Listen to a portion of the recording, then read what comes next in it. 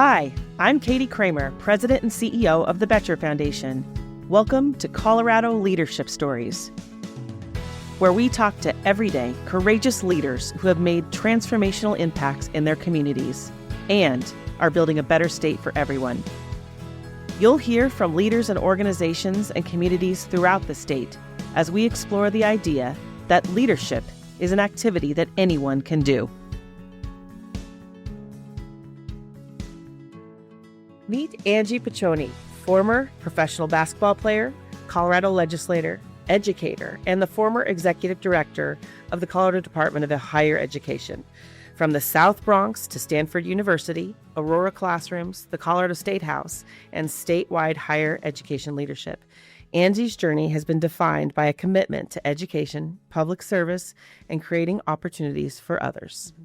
Recently, Angie was selected as a 9 News 2026 Colorado Leader of the Year, and I'm delighted to have her here on the podcast today. Welcome, Angie. Well, thank you for having me. There's a whole list of amazing people that you've interviewed, so I'm happy to be one of them. Well, this is one that I've been really looking forward to because you have such an interesting background and have done so many things. So let's dive right in. Okay. And one of the first places I want us to start is every year at the Betcher Foundation, we have a theme. And this year, it's Power of Place. Mm-hmm. And I know that has shown up for you in your life. You were born in the South Bronx and later moved to very different environments outside of the city. How did your childhood in New York City shape how you understood access to opportunity at a young age? Well, it's a great question because when you think about the South Bronx, it's very limited, you would think, especially back when I was born. I was born in 1960, so it was a long time ago. And most people grow up and they have 2 families. They have their mom's family and their dad's family, but I don't know my birth father. So I only have my mom's family. And my mom's black and my birth father is white. And but let me tell you, my mom's family was plenty. I had 6 uncles. My own 2 brothers. I have an aunt and lots of cousins. And I think most importantly for growing up there, my grandpa had a restaurant. And my Uncle Mo was his kind of right-hand man, and I spent a lot of time growing up in the restaurant. So I really felt protected, 6 uncles, and I learned to explore the city, and that also meant things like developing courage and resilience and even a little bit of toughness that I think really developed into confidence. But most importantly, my Uncle Mo, And I've learned later that my mom and my grandma were like this too, but my Uncle Mo talked to everyone. And anybody who knows me knows I talk to everyone. And so I learned that, I think, from watching him and how he treated people. He treated everyone as if they were the only customer. And so that's how I treat people. I try to treat people as if they're the only person. So I learned a lot from him. Oh, I bet. And I want to quote you when we were prepping for this, but you've talked about how activating potential is so important to you.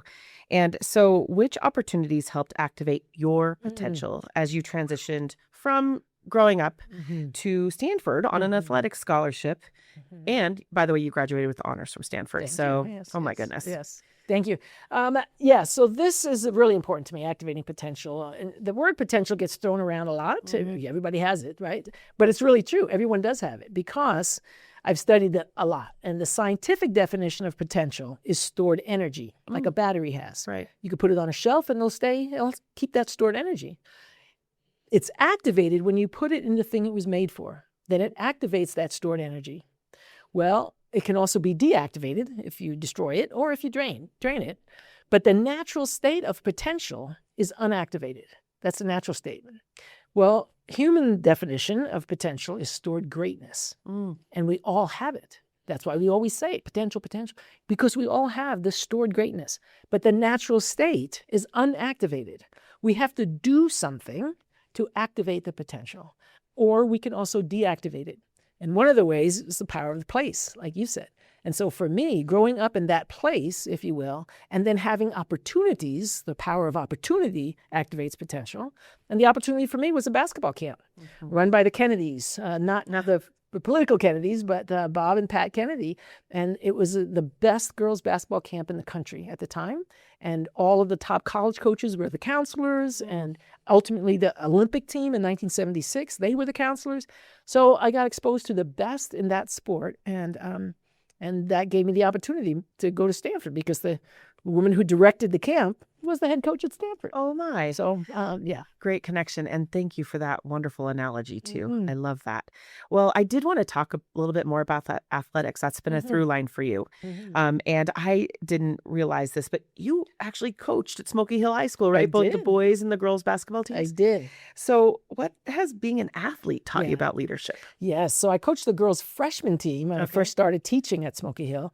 And then ultimately I coached the boys varsity. I was the first woman in the history of Colorado to coach boys high school varsity basketball. And so my license plate says first one because the boys made me get that back in love 1990. that. Yeah. So, but I think that all of athletics teaches you things, again, things like to reinforce resilience. How do you recover from a loss? How do you recover from an injury? How do you deal with, I had good coaches, so I won't say anything about my coaches, but sometimes you have teams that maybe are not the best. And so a lot about resilience, but also about dedication because sports doesn't just happen during the sports season. It's what you do in the off season that determines how well you're going to be able to play in the actual season. So there's a lot of fundamental things. One thing I will say is Ernst & Young did a study a few years ago, and it showed that 92% of women in senior leadership roles in businesses were former athletes. Because you learn, you too. So you see, because you learn how to lead. Learn how to work with a team. Teamwork. Yes. And all of those things are essential for leading in business as well.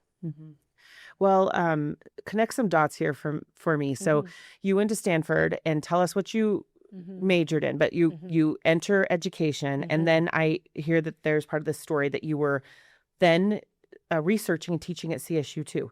And so I wanted you to sort of help us hear about how that story went, and then I'll ask my follow-up. There's a lot of years in between there. But I went to Stanford, and then when I graduated, I played some professional women's basketball in the WABA, which came before the WNBA, and that one folded because nobody came to our games. But it was a great experience nonetheless. And I also played in Europe every summer for like 5 years, and so a lot of basketball.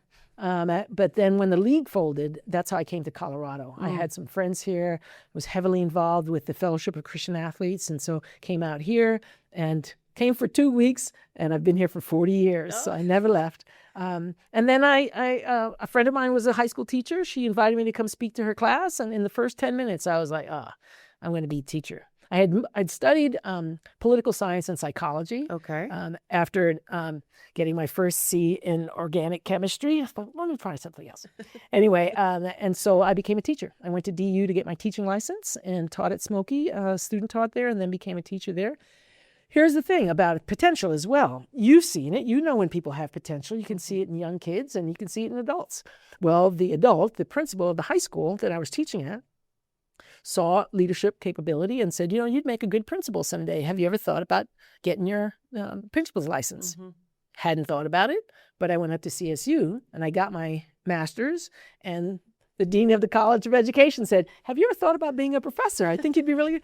And so I stayed and became first, as I was getting my doctorate, I was a full-time instructor, and then I became a professor there. Wow. Yeah. And then speaking of impact, so we have Professor Paccione. Yes. Who then decides to enter politics. So tell us that story. This is 2003.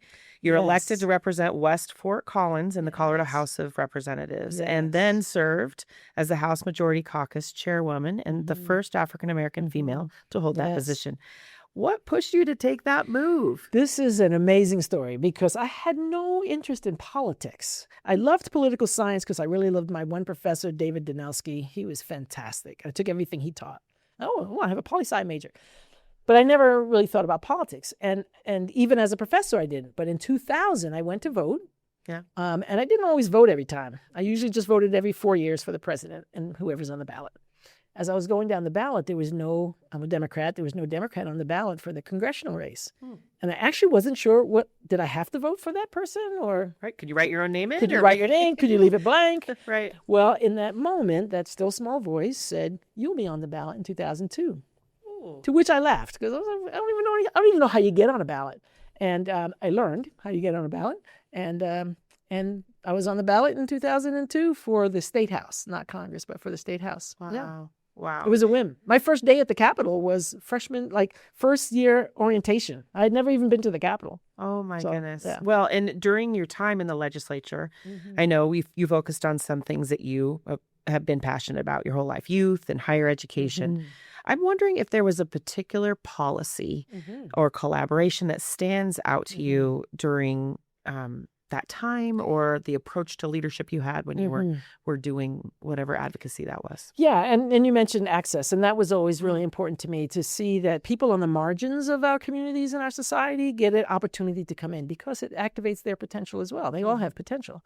And so for me, I knew that growing up in the inner city and then being a teacher educator, that there was a lot of services and support for kids who were in need. But I also taught at Smoky Hill, where we had the International Baccalaureate program. Right. And many of those students would come back and say that first year of college was a waste for them. And so I thought, what could we do for that? So the first bill that I passed was the IB bill that gives IB diploma graduates 24 college credits. I tried to give them the sophomore standing, but my negotiations with the institutions of higher ed, we got 24. And so that was the first bill that I passed. And then being on the campuses, I heard at that time we had an outbreak of kids who were binge drinking and unfortunately were dying from that, where their classmates would leave them on a couch thinking they'd sleep it off. Right. And instead the worst happened. So I brought a bill for that, and I said we could do better. So they were afraid, the students were afraid that they would get kicked off campus, lose their scholarship, get a MIP, minor in possession, because some of them had been drinking.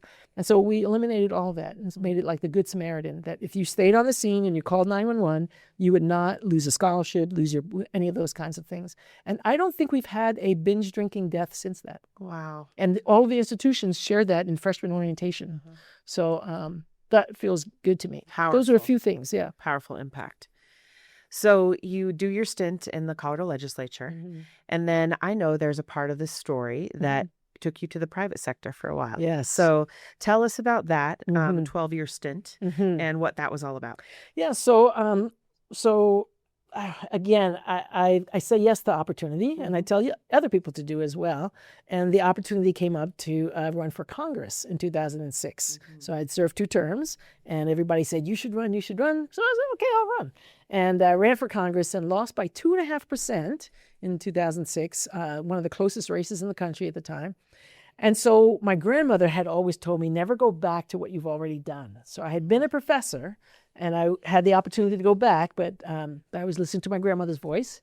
And so I instead, one of my students that I had mentored at CSU was doing this leadership development with a company called Veris Global. And I had told him years before, someday I think I'm going to work with you.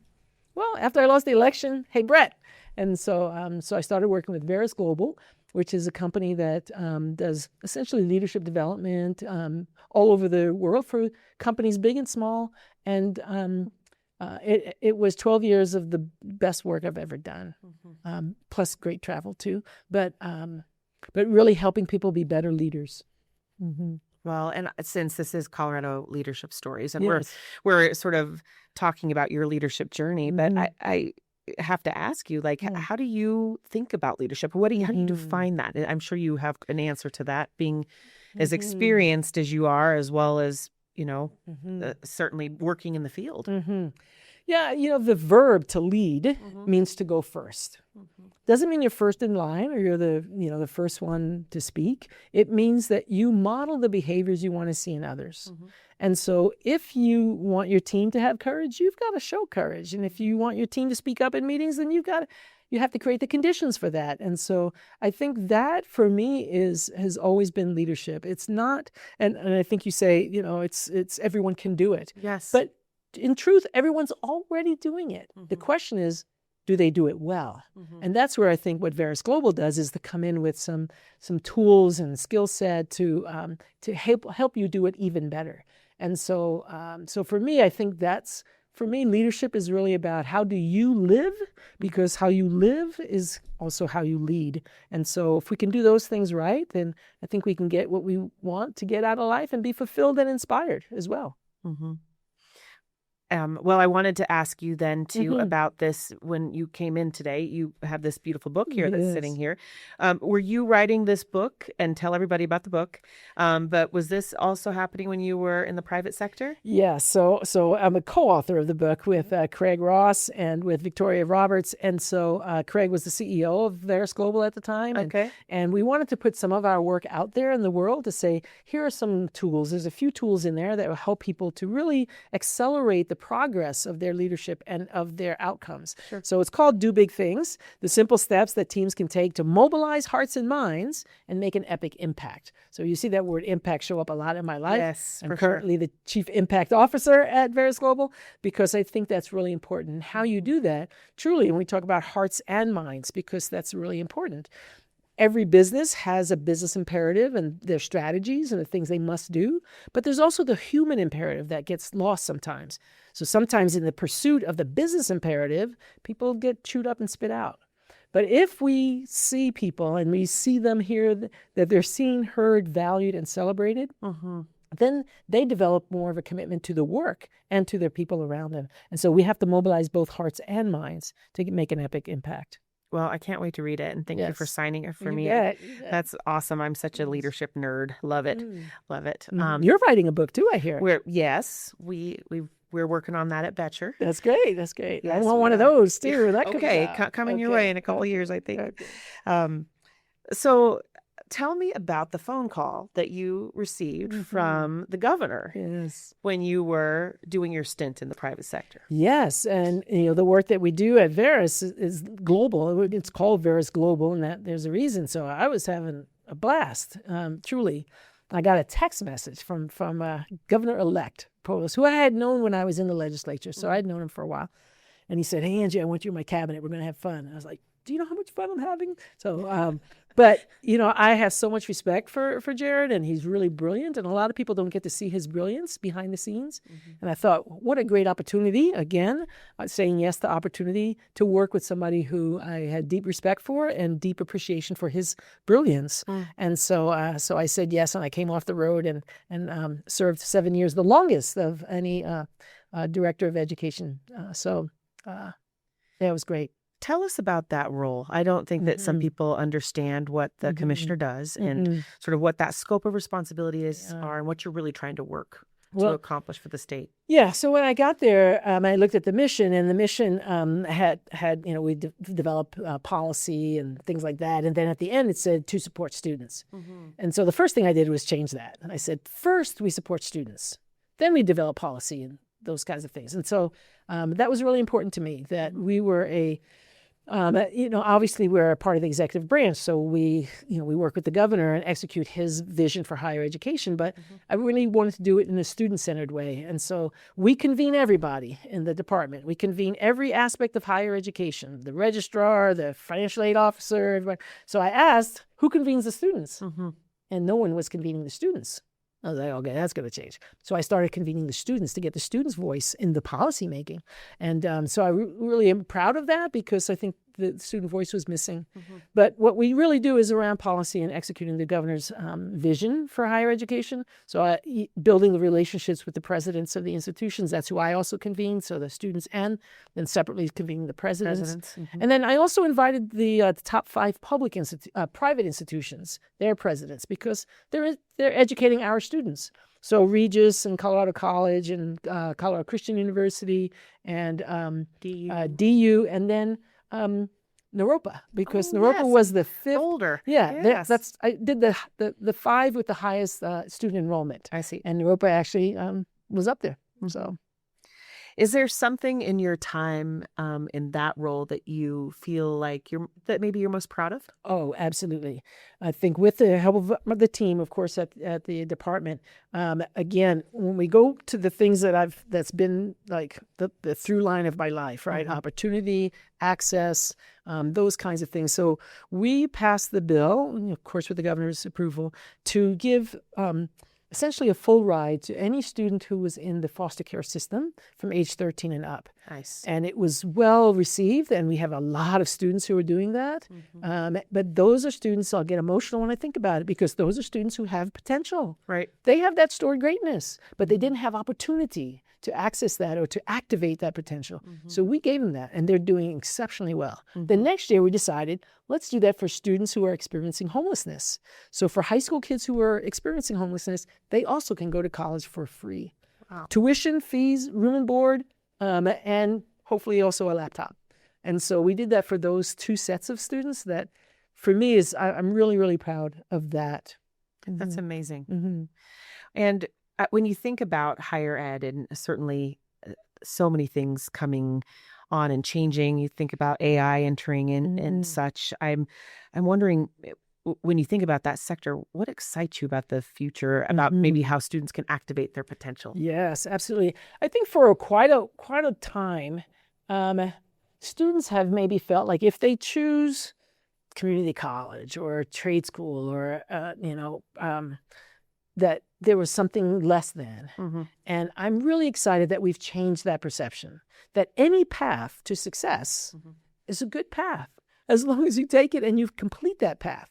So I really like that, because now we're really expanding opportunity, and we're really combining things like career education as in our standard education, so that everything is heading toward what's the value of this credential. We started long ago. We started with accessibility. Who gets to go to college? Then it was affordability. How do you pay for it? Then it was attainment. Who actually completes? Because we had a lot of people going, but not everybody was completing. Right. And now the focus is really on value and on that career-driven value. So what is this going to look like in the marketplace? And I think that's a good place to go. We got to be careful, because we still have accessibility issues. We still have a whole lot of affordability issues, and we still have a lot of attainment issues. So we've got to bring everything along and make it holistic and make sure that everyone succeeds. Oh, I completely agree. And I want to ask you to reflect on the choice to do this civic leadership path that you have done in different stints.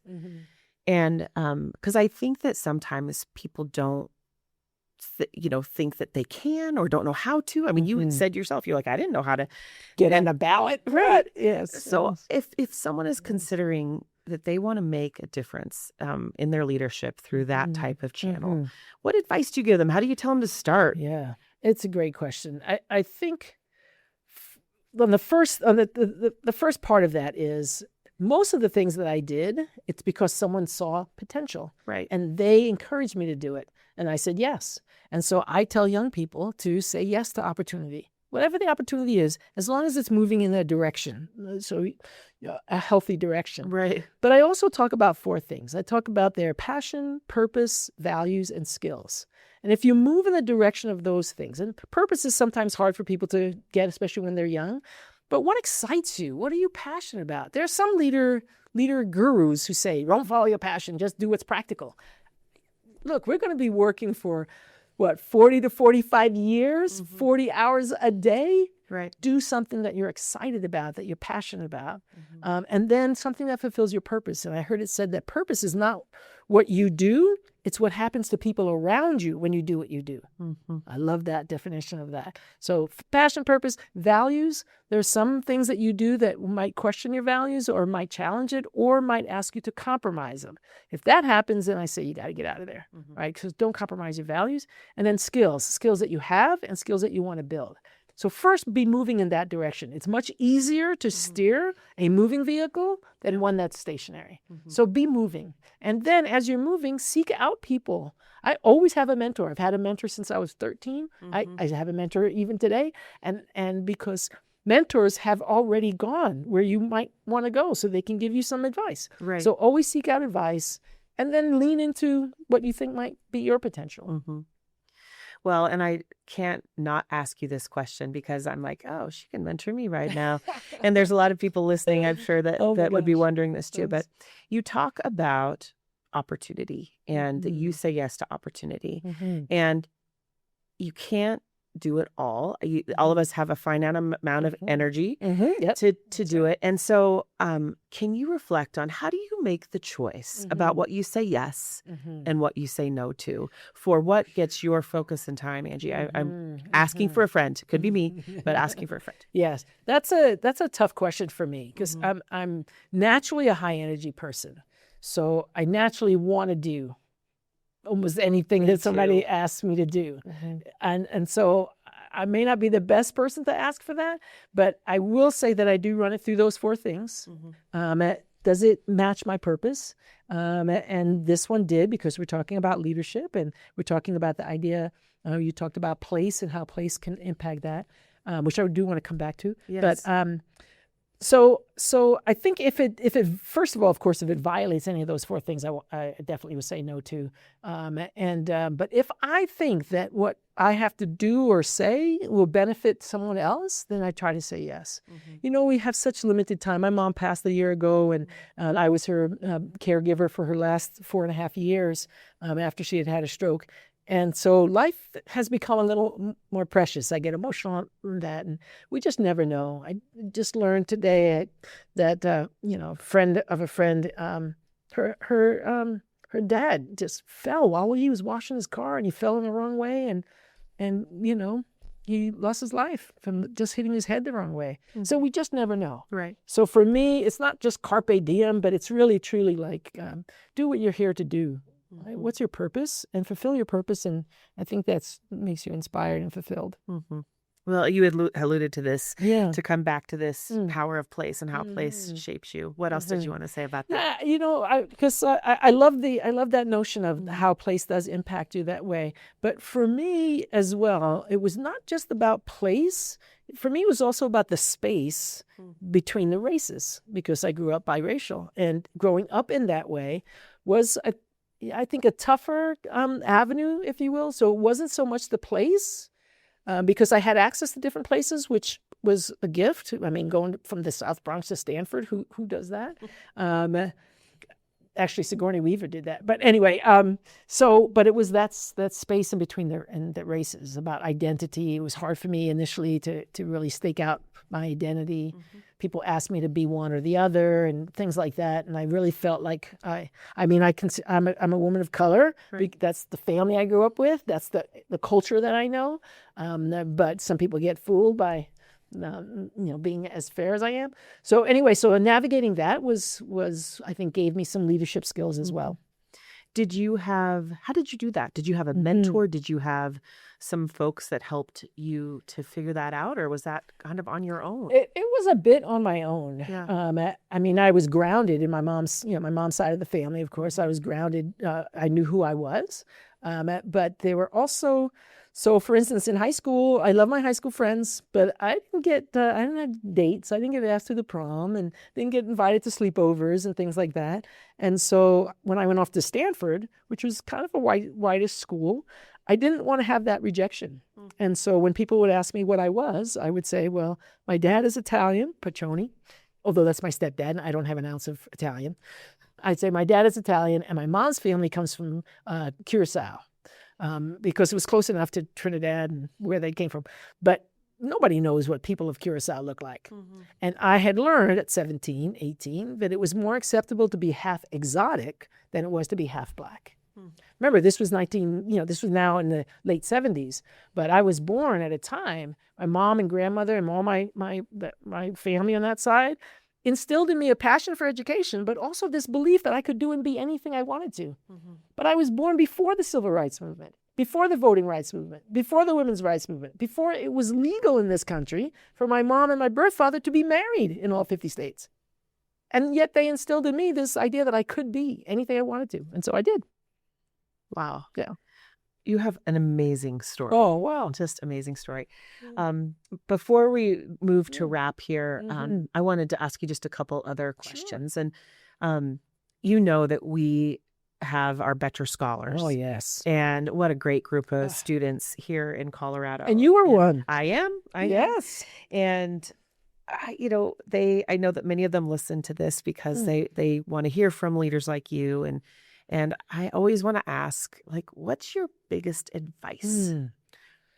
Wow. I think the biggest advice that I can give, and it's so hard for young people because they don't know yet, but, and again, I do get emotional sometimes over these things because they matter to me so much.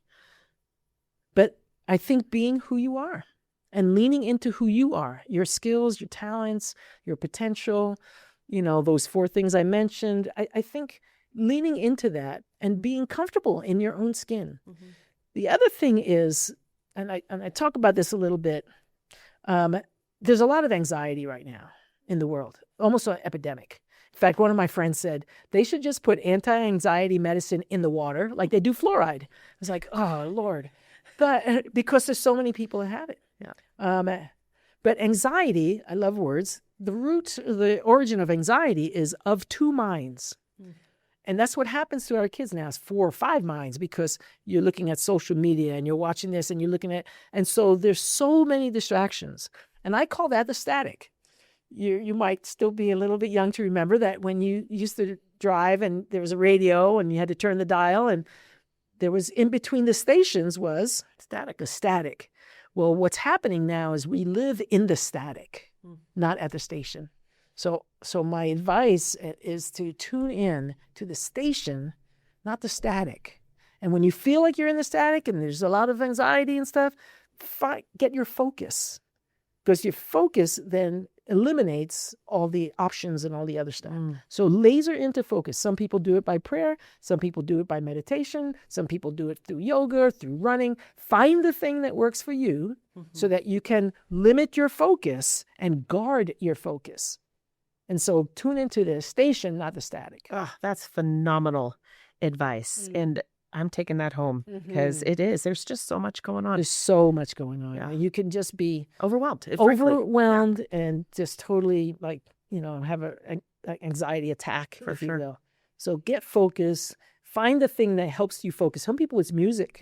Great. Whatever it is, I don't care what it is. Find the thing that works for you. That's great. I Yeah. love that. Well, final question. We'll move to the lightning round. Another opportunity to quote you to you, which is your personal credo is, I am as committed to your success as I am to my own. Yes. How does that statement influence your approach to leadership?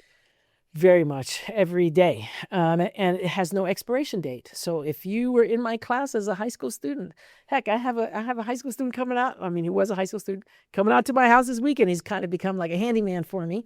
He played basketball for me and he's now 51 or 52 years old. I just was in contact with a former student who told me he's 54. I was like, how could you be 54 when I'm 39? Yeah, right.